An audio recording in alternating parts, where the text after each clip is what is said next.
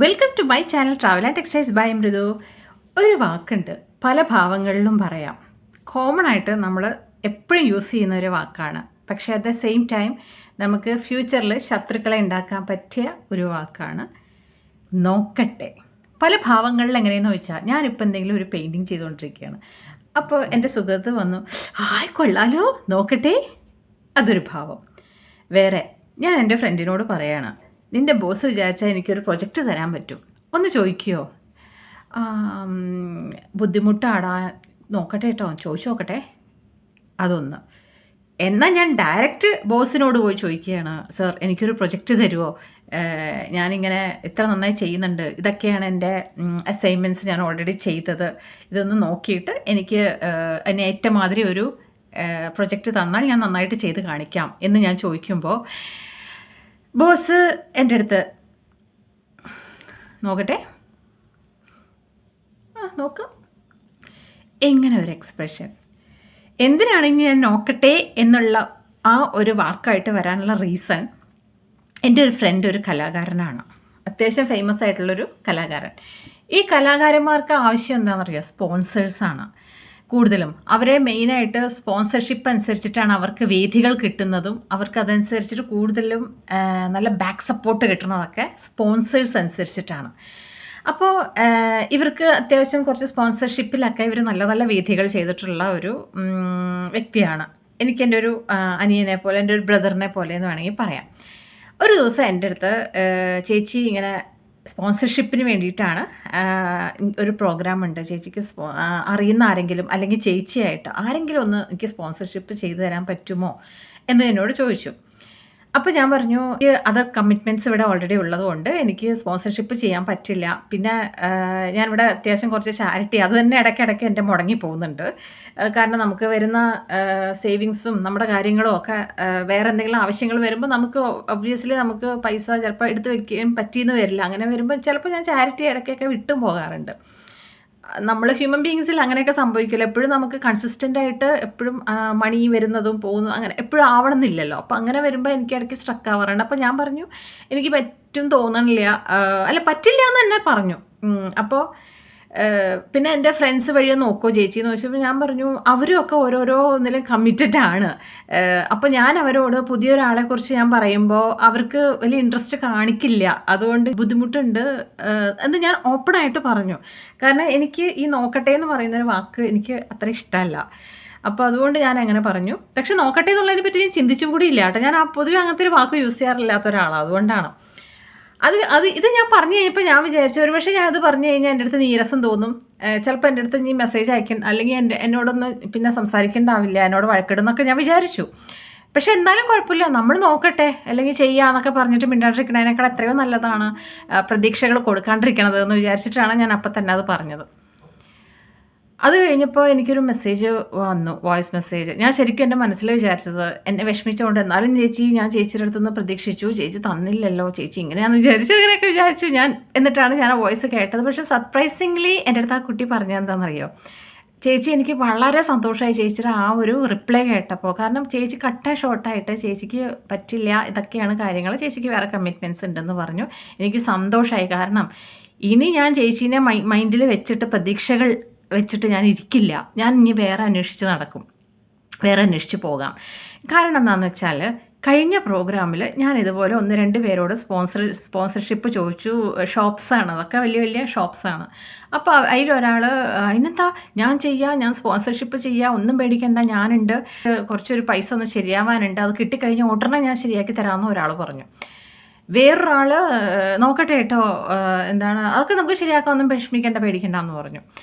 ഈ നോക്കട്ടെ എന്ന് പറഞ്ഞ് പോയവരൊന്നും ഇപ്പോൾ ഈ പ്രോഗ്രാം കഴിഞ്ഞിട്ട് 3 മാസമായി, ഇദ്ദേഹത്തിൻ്റെ ഈ പ്രോഗ്രാം കഴിഞ്ഞിട്ട് 3-4 മാസമായി.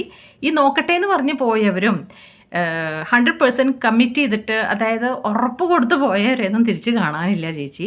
ഞാൻ അവസാനം പലവരുടെയും കയ്യിൽ നിന്നും ഹാൻഡ് ലോൺ എടുത്തിട്ടാണ് ഞാൻ ആ ഒരു പ്രോഗ്രാം നടത്തിയത് എന്ന് എന്നോട് പറഞ്ഞു. അതുകൊണ്ട് ഈ നോക്കട്ടെ എന്നുള്ളൊരു വാക്ക് എനിക്ക് വെറുപ്പാണ്. കാരണം നോക്കട്ടെ എന്ന് പറഞ്ഞവരാരും ഇതുവരെ നോക്കിയിട്ടില്ല എന്നുള്ളത് എന്നോട് പറഞ്ഞു. അപ്പോഴാണ് ഞാൻ ആലോചിക്കുന്നത്, ഈ നോക്കട്ടെ എന്ന് പറയുന്ന വാക്കിന് ഇത്രയ്ക്കും ഒരു എന്താ പറയുക, മനസ്സിലേക്ക് കൊള്ളുന്ന തരത്തിലുള്ളൊരു വാക്കാണ് എന്നുള്ളത് ഞാൻ അപ്പോഴാണ് മനസ്സിലായി. അതുവരെ ഞാൻ നോക്കട്ടെ എന്നുള്ളത് ഞാൻ പറയാറില്ല, അതിനെപ്പറ്റി ഞങ്ങൾ ചിന്തിച്ചിട്ടുമില്ല. പക്ഷേ ഈ വാക്ക് ഇത്രയും രീതിയിൽ നമ്മുടെ മനസ്സിലേക്ക് ടച്ച് ചെയ്യുന്നൊരു വാക്കാണെന്ന് ഞാൻ പിന്നെ ആട്ടോ മനസ്സിലായത്. എനിക്കെന്താ പറയാനുള്ളതെന്ന് വെച്ച് കഴിഞ്ഞാൽ, ഇപ്പോൾ ആരെങ്കിലും നമ്മുടെ അടുത്ത് എന്തെങ്കിലും ഒരു ഹെൽപ്പ് ചോദിക്കുക, അല്ലെങ്കിൽ എന്തെങ്കിലും ഒരു ഫേവർ ചോദിക്കുക, എന്തെങ്കിലും ഉണ്ടെങ്കിലും ഈ നോക്കട്ടെ എന്ന് പറഞ്ഞു കഴിഞ്ഞാലുണ്ടല്ലോ, ആ നോക്കട്ടെ എന്ന് നമ്മൾ പറയുന്നത് തൽക്കാലം ഒരു ഒഴിവുകേടായിരിക്കും. പക്ഷേ അത് അവർക്ക് ഒഴിവുകേടല്ല, അവർക്കതൊരു പ്രതീക്ഷയാണ് കൊടുക്കുന്നത്. തീർച്ചയായും അവരുടെ മൈൻഡിൽ വേറെ എല്ലാ ഡോർസും അവർ നോക്കിയ മറ്റുള്ള ഡോർസ് ക്ലോസ് ആയാൽ അവരുടെ മൈൻഡിൽ ഈ നോക്കട്ടെ എന്ന് പറഞ്ഞൊരാൾ അപ്പോഴും തങ്ങി നിൽക്കുന്നുണ്ടാകും. അവരുടെ മൈൻഡിൽ ഉറപ്പായിട്ടുണ്ടാകും, എന്തായാലും ആ ചേച്ചി എന്നോട് നോക്കട്ടെ എന്ന് പറഞ്ഞില്ല, നോക്കാം, അതും കൂടെ നോക്കാം, എന്നിട്ട് ഹോപ്പ് വേണോ വേണ്ടയോ എന്ന് വിചാരിക്കാം എന്ന് പറഞ്ഞിട്ട് അത് നോക്കിയിരിക്കും. പക്ഷേ ഈ നോക്കട്ടെ എന്ന് പറഞ്ഞാൽ മറന്നു കഴിഞ്ഞിട്ടുണ്ടാകും, പിന്നെ ഇതിനെപ്പറ്റി ചിന്തിച്ചിട്ടും കൂടെ ഉണ്ടാവില്ല, ആ പറഞ്ഞ ആ വ്യക്തിയെ മറന്നിട്ടുണ്ടാകും. അപ്പോൾ അതുകൊണ്ട് നോക്കട്ടെ എന്ന് പറയാതിരിക്കുക. നിങ്ങൾക്ക് പറ്റുകയാണെങ്കിൽ അപ്പം തന്നെ റിപ്ലൈ കൊടുക്കുക, എനിക്ക് പറ്റും, അല്ലെങ്കിൽ ഞാൻ തരാം ഇപ്പം, അല്ലെങ്കിൽ കൊടുക്കാമെന്ന് പറഞ്ഞാൽ മാക്സിമം ആ നിമിഷം തന്നെ പൈസയാണെങ്കിൽ എന്താണെങ്കിലും അപ്പം തന്നെ, അല്ലെങ്കിൽ വിത്തിൻ 24 hours കൊടുക്കാൻ നോക്കുക എന്നുള്ളതാണ്. നോക്കട്ടെ എന്നൊക്കെ പറഞ്ഞ് പ്രതീക്ഷകൾ കൊടുത്തിട്ട് അവരെ നിരാശപ്പെടുത്തുന്നതിനേക്കാളും എത്രയോ ഭേദമാണ് അപ്പം തന്നെ നമുക്ക് പറ്റുമോ ഇല്ലയോ എന്ന് പറഞ്ഞിട്ട് ആ ഒരു ടോപ്പിക് ക്ലോസ് ചെയ്യുന്നത്. ഞാൻ പറഞ്ഞതിനോട് നിങ്ങൾ യോജിക്കുന്നുണ്ടോ?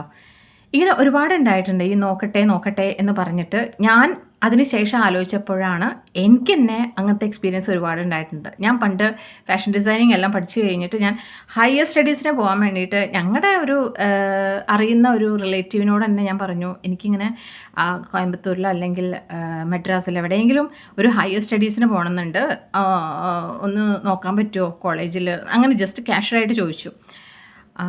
നോക്കട്ടെ എന്ന് പറഞ്ഞു. പക്ഷേ നോക്കട്ടെ എന്ന് പറഞ്ഞാൽ റിപ്ലൈ ഇത്ര കൊല്ലമായിട്ട് എനിക്ക് ഇപ്പോഴും വന്നിട്ടില്ല. പക്ഷേ എനിക്കറിയാം, എനിക്ക് സ്വന്തമായിട്ട് തന്നെ ഞാൻ അന്വേഷിച്ച് കണ്ടുപിടിച്ച് ഞാൻ തന്നെ ഹയർ സ്റ്റഡീസിന് പോയി ഞാൻ തന്നെ ഒറ്റയ്ക്ക് ഇൻറ്റേൺഷിപ്പിന് പോയതും എല്ലാം അവനവൻ തന്നെ ചെയ്യാന്നുള്ളതാണ് മാക്സിമം. പക്ഷേ സ്പോൺസർഷിപ്പിൻ്റെ കാര്യത്തിൽ നമുക്ക് അവനവൻ തന്നെ ചെയ്യാന്നുള്ളത് ചെയ്യാൻ പറ്റുന്ന കാര്യമില്ല. നമുക്ക് മറ്റുള്ളവരുടെ ബാക്ക് സപ്പോർട്ട് ഇല്ലാണ്ട് ചെയ്യാൻ പറ്റില്ല, അത് വേറെ കാര്യം. പക്ഷേ മറ്റുള്ള കാര്യങ്ങൾ നമ്മൾ ഹയർ സ്റ്റഡീസ് ആയാലും നമ്മളെ കൊണ്ട് ആവുന്നത് മാക്സിമം നമുക്ക് ചെയ്യാൻ പറ്റാത്തത് മാത്രമേ നമ്മൾ മറ്റുള്ളവരെ ഡിപ്പെൻഡ് ചെയ്യേണ്ട ആവശ്യമുള്ളൂ. ഇല്ലെങ്കിൽ നമ്മൾ ചെറിയ കാര്യത്തിനെ പോലെ എനിക്ക് ഇന്നാളുണ്ടല്ലോ, എൻ്റെ കുഞ്ഞമ്മ അവിടെയുണ്ട്, അല്ലെങ്കിൽ ആൻറ്റി അവിടെയുണ്ട്, ഇവരെവിടെ ഉണ്ടെന്നൊക്കെ പറഞ്ഞിട്ട് നമ്മൾ ഓരോരുത്തരെ പണി ഏൽപ്പിക്കുമ്പോൾ, അന്വേഷിക്കാൻ ഏൽപ്പിക്കുന്നതിനേക്കാൾ എത്രയോ നല്ലതാണ്. ഇപ്പോൾ സോഷ്യൽ മീഡിയ ഒരുപാടുള്ളതുകൊണ്ട് നമുക്ക് എവിടെയും നമ്മൾ നേരിട്ട് എത്തിയ ഒരു ഫീലാണ്. ഇപ്പോൾ ഇതിൽ ഗൂഗിൾ ചാറ്റിലൂടെ അല്ലെങ്കിൽ ChatGPT എന്ത് ചോദിച്ചാലും നമുക്ക് ഉത്തരം കിട്ടും. ഗൂഗിളിൽ അന്വേഷിച്ചാലും എന്തിനും ഉത്തരം കിട്ടും. എല്ലാവിടെയും മാപ്പിട്ട് നോക്കിയാലും ഗൂഗിൾ മാപ്പിട്ട് നോക്കിയാലൊക്കെ നമുക്ക് ഡയറക്റ്റായിട്ട് തന്നെ പോകാം, സേഫായിട്ട് പോകാം, അലേർട്ടായിട്ട് പോകാം. അപ്പോൾ ഇതിനേക്കാളും ബുദ്ധിമുട്ടായിരിക്കും നമ്മൾ ആരെങ്കിലും ഡിപ്പെൻഡ് ചെയ്ത് നമ്മൾ എന്തെങ്കിലും നേടുന്നത് എന്ന് പറയണത്. കാരണം അത് കഴിഞ്ഞാൽ പിന്നെ നമുക്ക് അവരോടൊരു ബാധ്യതയായി മാറും, ആരെങ്കിലും നമ്മൾ ഡിപ്പെൻഡ് ചെയ്ത് കഴിഞ്ഞാൽ. പിന്നെ നമ്മുടെ മൈൻഡിലോ ഇന്നാൾ കാരണമാണല്ലോ എനിക്ക് ആ കോളേജിൽ ജോയിൻ ചെയ്യാൻ പറ്റിയത്, അല്ലെങ്കിൽ ഇന്നാൾ കാരണമാണ് എനിക്ക് അവിടെ ഇവരെ റെക്കമെൻഡ് ചെയ്തത് കൊണ്ടാണ് എനിക്ക് അവിടെ കിട്ടിയത്, ഇവിടെ കിട്ടിയത് നമ്മുടെ മൈൻഡിൽ എപ്പോഴും. മാത്രമല്ല നമ്മുടെ മൈൻഡിൽ നിന്ന് ചിലപ്പോൾ നമ്മൾ മറന്നു പോയിട്ടുണ്ടാകും. കോളേജിലൊക്കെ ജോയിൻ ചെയ്ത് കഴിഞ്ഞ് നമ്മൾ അവിടെയൊക്കെ എൻജോയ് ചെയ്യാൻ തുടങ്ങിക്കഴിഞ്ഞാൽ നമ്മളത് മാറിയിട്ടുണ്ടാകും. പക്ഷേ നമുക്ക് വേണ്ടി സംസാരിച്ചിട്ട് ഒരു ഇൻഫ്ലുവൻസിലൂടെയോ അല്ലെങ്കിൽ റെക്കമെൻഡേഷനിലൂടെയോ നമുക്ക് ആരെങ്കിലും ചെയ്തു തന്നിട്ടുണ്ടെങ്കിൽ ആ വ്യക്തിയുടെ മൈൻഡിൽ ഞാൻ റെക്കമെൻഡ് ചെയ്തുകൊണ്ടാണ് കിട്ടിയത്, എന്നിട്ട് നോക്ക് ഇങ്ങോട്ട് വരുന്നില്ല, മൈൻഡ് ചെയ്യുന്നില്ല, ഇവിടെ വന്ന് ഒന്നും കൊണ്ടുതരുന്നില്ല, ഒരു സാധനവും കൊണ്ടുതരുന്നില്ല എന്നൊക്കെ അവർ ചിന്തിക്കാൻ തുടങ്ങും. അങ്ങനെ ഒരുപാട് കാര്യങ്ങളാണ് കഴിയുന്നത്. ഡിപ്പെൻഡ് ചെയ്യാണ്ടിരിക്കുക, മാക്സിമം നിവൃത്തിയില്ലാണ്ട് വരുമ്പോൾ മാത്രം ഡിപ്പെൻഡ് ചെയ്യുക. ഡിപ്പെൻഡ് ചെയ്താലോ നന്ദി ഉണ്ടാവും വേണം, അതിൻ്റെ നന്ദി അവരോട് കാണിച്ചിരിക്കണം. എപ്പോഴും പോയി നന്ദി കാണിക്കണം എന്നല്ല, ആ നന്ദി മനസ്സിലുണ്ടാകണം. അത്യാവശ്യ സമയങ്ങളിൽ ഇമ്പോർട്ടൻ്റ് ആയിട്ടുള്ള ഘട്ടങ്ങളിൽ വരുമ്പോൾ ആ നന്ദി നമ്മൾ തിരിച്ച് കാണിച്ചിരിക്കണം. ഇതാണ് എനിക്ക് പറയാനുള്ളത്. അപ്പോൾ നോക്കട്ടെ എന്ന് പറയുന്നൊരു വാക്ക് അത് നമ്മൾ യൂസ് ചെയ്താലും അത് 100% നമുക്കത് വാക്ക് പാലിക്കാൻ പറ്റും എന്നുണ്ടെങ്കിൽ മാത്രം അത് യൂസ് ചെയ്യുക. അല്ലാത്ത പക്ഷം നോക്കട്ടെ എന്നുള്ളൊരു വാക്ക് കഴിയുന്നതും യൂസ് ചെയ്യാതിരിക്കുക എന്നുള്ളതാണ്. അത് കഴിഞ്ഞാൽ പിന്നെ ഈ നോക്കട്ടെ എന്ന് കേട്ട വ്യക്തി ഇദ്ദേഹം നോക്കുന്നു പറഞ്ഞ് കാത്തിരിക്കും, പറഞ്ഞ വ്യക്തിയോ അത് മറന്നും പോയിട്ടുണ്ടാകും. അതിനാണ് ഞാൻ നോക്കട്ടെ എന്നുള്ള വാക്കുമായിട്ട് ഇന്ന് ഞാൻ വന്നത്. Thank you for watching my channel.